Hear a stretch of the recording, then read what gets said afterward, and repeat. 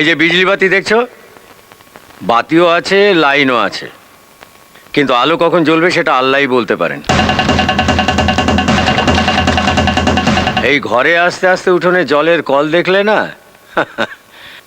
Call আছে, জল পাবে না।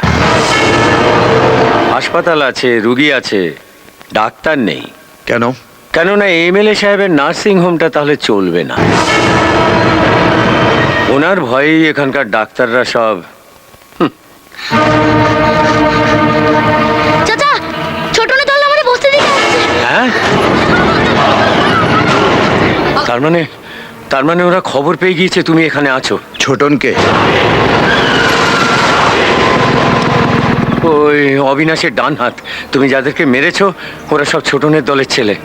শোনো বাবা, ওই আমার ওই পেছনের রান্নাঘরের জানলাটা ভাঙা আছে, তুমি জানলাটাকে পালিয়ে যাও। তুমি বুঝতে পারছো না, আমি তোমাকে এখানে রাখতে পারবো না। আমি জানি তুই এখানে আছিস। হিম্মত থাকলে তো বাইরে আয়। দেখো, এই বস্তিতে আমি অনেককে মরতে দেখেছি, অনেক কেঁদেছি, আর কাঁদতে পারবো না বাবা। আমি 3 গুনছি।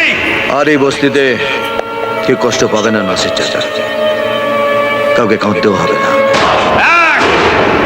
আল্লাহর অভিশাপের খাতা থেকে তোমাদের নামটা কেটে তার আশীর্বাদের খাতায় তোমাদের নামটা লিখে দেব।